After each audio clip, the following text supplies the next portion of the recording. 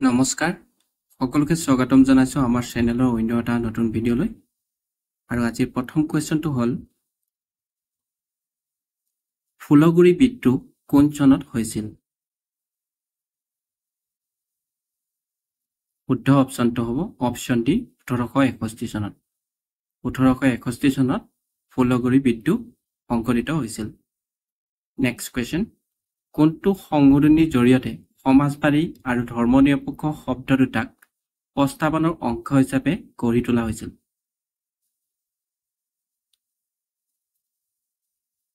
শুদ্ধ অপচনটো হ'ব অপচন এ 42তম সংশোধনী 42তম সংশোধনীৰ জৰিয়তে সমাজবাদী আৰু ধৰ্মনিৰপেক্ষ শব্দ দুটাক প্ৰস্তাৱনাৰ অংশ হিচাপে গঢ়ি তোলা হৈছিল নেক্সট কোৱেশ্চন আৰ্যসকল ক'ৰ পৰা ভাৰতলৈ আহিছিল শুদ্ধ অপচনটো হ'ব অপচন সি মধ্য এছিয়াৰ পৰা আৰ্যসকল ভাৰতলৈ আহিছিল মধ্য এছিয়াৰ পৰা নেক্সট কোৱেশ্চন বিশ্বৰ সৰ্ববৃহৎ দ্বীপটোৰ নাম কি শুদ্ধ অপচনটো হ'ব অপচন বি গ্ৰীণলেণ্ড বিশ্বৰ সৰ্ববৃহৎ দ্বীপটোৰ নাম হ'ল Greenland next question Great Victoria মৰুভূমি ক'ত অৱস্থিত শুদ্ধ অপচনটো হ'ব option C Australia Great Victoria মৰুভূমিখন অষ্ট্ৰেলিয়াত অৱস্থিত নেক্সট কোৱেশ্চন কোন সাগৰত সৰ্বাধিক সংখ্যক দ্বীপ পোৱা যায় শুদ্ধ অপচনটো হ'ব অপচন ডি প্ৰশান্ত মহাসাগৰত সৰ্বাধিক সংখ্যক দ্বীপ পোৱা যায় নেক্সট কোৱেশ্চন ভাৰতৰ সৰ্ববৃহৎ চহৰখনৰ নাম কি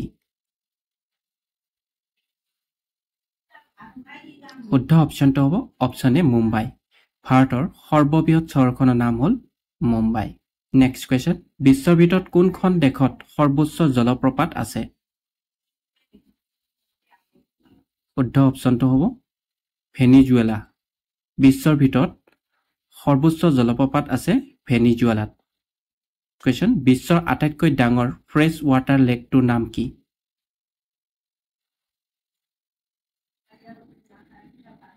শুদ্ধ অপচনটো হ'ব অপচন এ বৈকাল হ্ৰদ বিশ্বৰ আটাইতকৈ ডাঙৰ ফ্ৰেছ ৱাটাৰ লেকটোৰ নাম হ'ল বৈকাল হ্ৰদ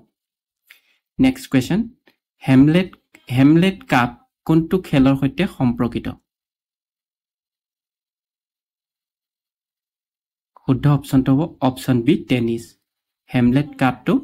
টেনিছ খেলৰ লগত সম্পৰ্কিত নেক্সট কোৱেশ্চন চন্দ্ৰকুমাৰ আগৰৱালাই সম্পাদন কৰা আলোচনীখনৰ নাম কি শুদ্ধ অপচনটো হ'ব অপচন সি জোনাকী চন্দ্ৰকুমাৰ আগৰৱালাই সম্পাদন কৰা আলোচনীখনৰ নাম হ'ল জোনাকী নেক্সট কোৱেশ্চন উচ্চতম ন্যায়ালয়ৰ মুখ্য ন্যায়াধীশৰ অৱসৰৰ বয়স কিমান শুদ্ধ অপচনটো হ'ব অপচন ডি 65 উচ্চতম ন্যায়ালয়ৰ মুখ্য ন্যায়াধীশৰ অৱসৰৰ বয়স সময় হ'ল 65 বছৰ নেক্সট কোৱেশ্চন ভাৰতৰ উচ্চতম ন্যায়ালয়ৰ প্ৰথম মুখ্য ন্যায়াধীশ কোন আছিল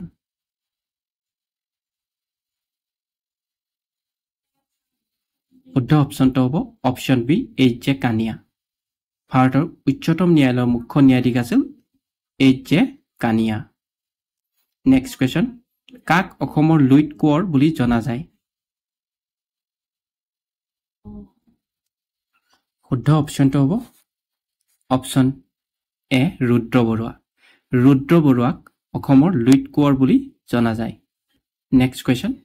প্ৰথম অসমীয়া শিশু আলোচনীখনৰ নাম কি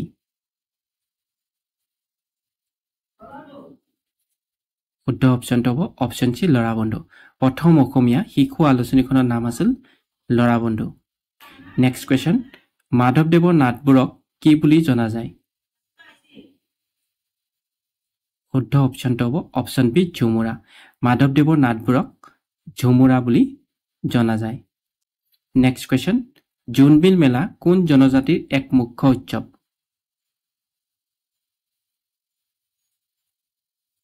শুদ্ধ অপচনটো হ'ব অপচন ডি তিৱা জোনবিল মেলা তিৱা জনজাতিসকলৰ এক মুখ্য উৎসৱ নেক্সট কোৱেশ্চন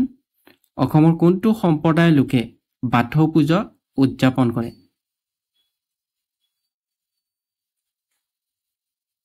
শুদ্ধ অপশ্যনটো হ'ব অপশ্যন সি বড়ো অসমৰ বড়ো সম্প্ৰদায়ৰ লোকে বাথৌ পূজা উদযাপন কৰে নেক্সট কোৱেশ্চন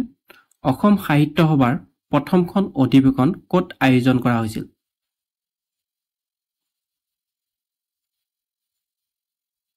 শুদ্ধ অপশ্যনটো হ'ব অপশ্যন এ শিৱসাগৰ অসম সাহিত্য সভাৰ প্ৰথমখন অধিৱেশন আয়োজন কৰা হৈছিল শিৱসাগৰত নেক্সট কোৱেশ্চন অসম সাহিত্য সভা প্ৰথম কোন বছৰত প্ৰতিষ্ঠা হৈছিল শুদ্ধ অপশ্যনটো হ'ব অপশ্যন ডি 1917 চনত অসম সাহিত্য সভা প্ৰতিষ্ঠা হৈছিল 1917 চনত নেক্সট কোৱেশ্চন কোনখন দেশক বজ্ৰপাতৰ দেশ বুলি কোৱা হয়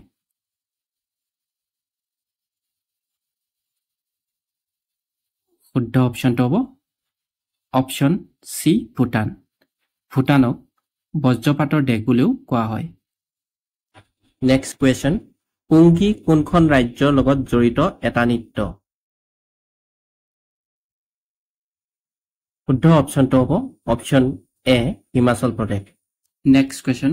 ভাৰতৰ নামমাত্ৰ কাৰ্যপালিকা কোন শুদ্ধ অপশ্যনটো হ'ব অপশ্যন বি ৰাষ্ট্ৰপতি ভাৰতৰ নামমাত্ৰ কাৰ্যপালিকা হ'ল ৰাষ্ট্ৰপতি নেক্সট কোৱেশ্চন ৰাষ্ট্ৰপতিৰ অনুপস্থিতিত উপৰাষ্ট্ৰপতিয়ে কিমান সময়ৰ বাবে ৰাষ্ট্ৰপতিৰ দায়িত্ব পালন কৰে শুদ্ধ অপশ্যনটো হ'ব অপশ্যন এ 6 মাহৰ বাবে ৰাষ্ট্ৰপতিৰ অনুপস্থিত উপৰাষ্ট্ৰপতিয়ে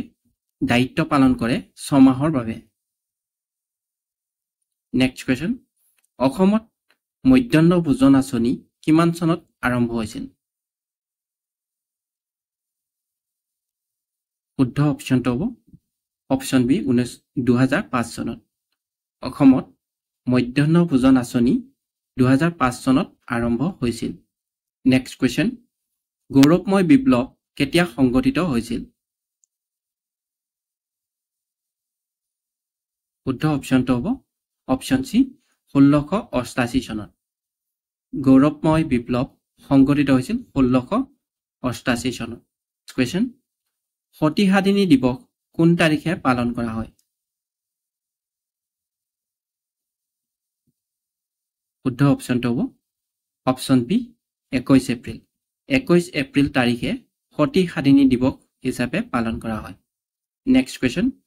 প্ৰথম বৰগীতটো শংকৰদেৱে ক'ত ৰচনা কৰিছিল শুদ্ধ অপশ্যনটো হ'ব অপশ্যন এ বদৰিকা আশ্ৰমত প্ৰথম বৰগীতটো শংকৰদেৱে ৰচনা কৰিছিল বদৰিকা আশ্ৰমত নেক্সট কোৱেশ্চন কোন চনত অসম ৰাজ্যিক সংগ্ৰহালয় প্ৰতিষ্ঠা কৰা হয় শুদ্ধ অপশ্যনটো হ'ব অপশ্যন বি 1940 চনত 1940 চনত অসম ৰাজ্যিক সংগ্ৰহালয় প্ৰতিষ্ঠা কৰা হয় নেক্সট কোৱেশ্চন তল কোনটো অসমৰ একমাত্ৰ পাহাৰীয়া কেন্দ্ৰ শুদ্ধ অপশ্যনটো হ'ব অপশ্যন সি হাফলং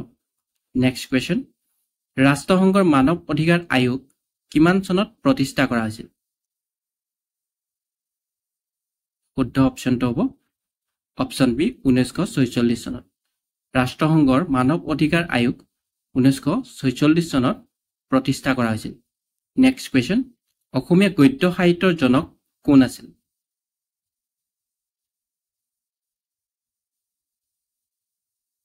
শুদ্ধ অপশ্যনটো হ'ব অপশ্যন এ ভট্টদেৱ অসমীয়া গদ্য সাহিত্যৰ জনক বুলি জনা যায় ভট্টদেৱক নেক্সট কোৱেশ্চন ভাৰতৰ প্ৰকৃত কাৰ্যবাহী শাসক কোন শুদ্ধ অপশ্যনটো হ'ব অপশ্যন সি প্ৰধানমন্ত্ৰী ভাৰতৰ প্ৰকৃত কাৰ্যবাহী শাসক হ'ল প্ৰধানমন্ত্ৰী নেক্সট কোৱেশ্চন ভাৰতৰ প্ৰথম আৰু একমাত্ৰ মহিলা প্ৰধানমন্ত্ৰী গৰাকী কোন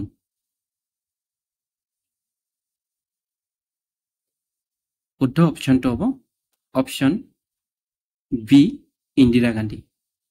ভাৰতৰ প্ৰথম আৰু একমাত্ৰ মহিলা প্ৰধানমন্ত্ৰী গৰাকী হ'ল Indira Gandhi next question Assam association কোন চনত গঠন হয় শুদ্ধ অপশ্যনটো হ'ব অপশ্যন সি 1903 চনত অসম এছ'চিয়েশ্যন গঠন হয় 1903 চনত নেক্সট কোৱেশ্চন ফাতিয়া ই ইব্ৰাহিয়া কোনে লিখিছিল শুদ্ধ অপশ্যনটো হ'ব অপশ্যন ডি শিহাবুদ্দিন তালিছ ফাতিয়া ই ইব্ৰাহিয়া লিখিছিল শিহাবুদ্দিন তালিছে নেক্সট কোৱেশ্চন কিমান চনত সোণাই ৰূপাই অভয়াৰণ্যক বন্যপ্ৰাণী অভয়াৰণ্য হিচাপে স্বীকৃতি দিয়া হৈছিল শুদ্ধ অপশ্যনটো হ'ব অপশ্যন সি 1998 চনত 1998 চনত সোণাই ৰূপাই অভয়াৰণ্যক বন্যপ্ৰাণী অভয়াৰণ্য হিচাপে স্বীকৃতি দিয়া হৈছিল নেক্সট কোৱেশ্চন ৰমণী গাভৰু নিম্নলিখিত কোনজন আহোম স্বৰ্গদেউ কন্যা আছিল শুদ্ধ অপশ্যনটো হ'ব অপশ্যন বি জয়ধ্বজ সিংহৰ ৰমণী গাভৰু জয়ধ্বজ সিংহৰ কন্যা আছিল নেক্সট কোৱেশ্চন ভাৰতৰ প্ৰথম পঞ্চবাৰ্ষিক পৰিকল্পনাৰ অধ্যক্ষ কোন আছিল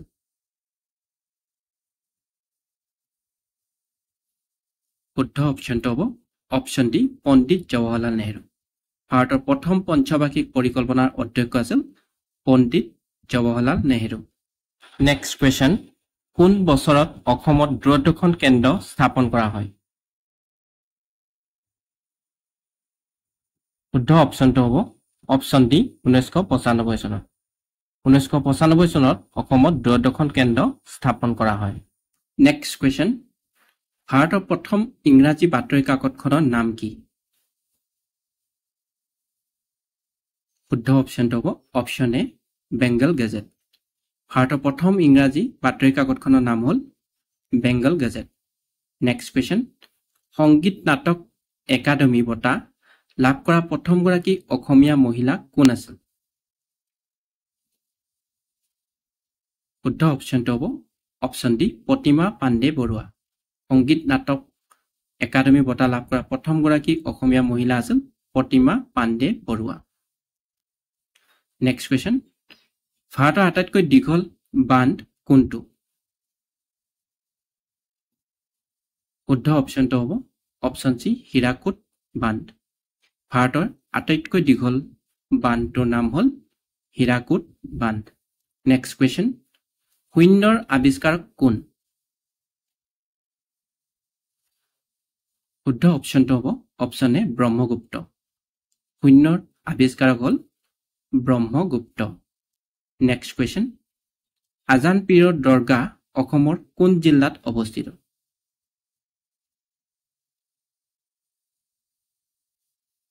শুদ্ধ অপশ্যনটো হ'ব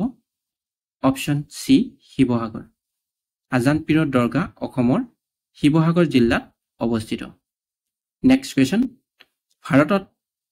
কাক জিএছটিৰ পিতৃ বুলি কোৱা হয় শুদ্ধ অপশ্যনটো হ'ব অপশ্যন ডি অটল বিহাৰী বাজপেয়ী ভাৰতত অটল বিহাৰী বাজপেয়ীক জিএছটিৰ পিতৃ নেক্সট কোৱেশ্চন কিমান চনত ভাৰতীয় সংবিধানৰ প্ৰথম সংশোধন কৰা হয় শুদ্ধ অপশ্যনটো হ'ব অপশ্যন বি 1951 চনত 1951 চনত ভাৰতীয় সংবিধানখন প্ৰথম সংশোধন কৰা হয় নেক্সট কোৱেশ্চন ৰাজা ৰামমোহন ৰায়ে ব্ৰহ্ম সমাজ কেতিয়া গঠন কৰিছিল শুদ্ধ অপশ্যনটো হ'ব অপশ্যন সি 1828 খ্ৰীষ্টাব্দত ৰাজা ৰামমোহন ৰায়ে ব্ৰহ্ম সমাজ প্ৰতিষ্ঠা কৰিছিল 1828 খ্ৰীষ্টাব্দত নেক্সট কোৱেশ্চন চিপাহী বিদ্ৰোহৰ সময়ত মোগল সম্ৰাট কোন আছিল শুদ্ধ অপশ্যনটো হ'ব অপশ্যন এ দ্বিতীয় বাহাদুৰ শাহ চিপাহী বিদ্ৰোহৰ সময়ত মোগল সম্ৰাট আছিল দ্বিতীয় বাহাদুৰ শাহ নেক্সট কোৱেশ্চন বৰ্তমান ভাৰতীয় সংবিধানৰ অনুসূচী কিমান শুদ্ধ অপশ্যনটো হ'ব অপশ্যন বি 12 বৰ্তমান ভাৰতীয় সংবিধানৰ অনুসূচী 12 নং অনুসূচী নেক্সট কোৱেশ্চন কিমান চনত মহাত্মা গান্ধী ভাৰতীয় জাতীয় কংগ্ৰেছৰ সভাপতি হৈছিল শুদ্ধ অপচনটো হ'ব অপচন ডি 1924 চনত 1924 চনত মহাত্মা গান্ধী ভাৰতীয় জাতীয় কংগ্ৰেছৰ সভাপতি হৈছিল নেক্সট কোৱেশ্চন অসম প্ৰদেশ কংগ্ৰেছ কমিটিৰ প্ৰথম সভাপতি কোন আছিল শুদ্ধ অপচনটো হ'ব অপচন এ কুলধৰ চলিহা অসম প্ৰদেশ কংগ্ৰেছ কমিটিৰ সভাপতি আছিল কুলধৰ চলিহা নেক্সট কোৱেশ্চন অসমীয়া সাহিত্যত অগ্নিকবি হিচাপে কাক জনা যায় শুদ্ধ অপচনটো হ'ব অপচন বি কমলাকান্ত ভট্টাচাৰ্য অসমীয়া সাহিত্যত অগ্নিকবি হিচাপে কমলাকান্ত ভট্টাচাৰ্যক জনা যায় কোৱেশ্চন অসমত টেলিগ্ৰাফৰ কেতিয়া প্ৰৱৰ্তন হৈছিল শুদ্ধ অপচনটো হ'ব অপচন এ 1856 চনত অসমত টেলিগ্ৰাফৰ প্ৰৱৰ্তন হৈছিল 1856 চনত next question India against itself নামৰ গ্ৰন্থখনৰ লেখক কোন শুদ্ধ অপচনটো হ'ব option C Sanjib Baruah India against itself নামৰ গ্ৰন্থখনৰ লেখক হ'ল সঞ্জীৱ বৰুৱা নেক্সট কোৱেশ্চন প্ৰথম অসমীয়া চিনেমা জয়মতী কেতিয়া মুক্তি লাভ কৰিছিল শুদ্ধ অপচনটো হ'ব অপচন ডি 1935 চনত প্ৰথম অসমীয়া চলচ্চিত্ৰ জয়মতী মুক্তি লাভ কৰিছিল 1935 চনত নেক্সট কোৱেশ্চন কোনটো বছৰৰ পৰা শীতকালীন অলিম্পিক অনুষ্ঠিত হয় শুদ্ধ অপচনটো হ'ব অপচন বি 1924 চন 1924 চনৰ পৰা শীতকালীন অলিম্পিক অনুষ্ঠিত হয় নেক্সট কোৱেশ্চন 1906 চনৰ 11 মাৰ্চত ক'ত জাতীয় শিক্ষা পৰিষদ গঠন হৈছিল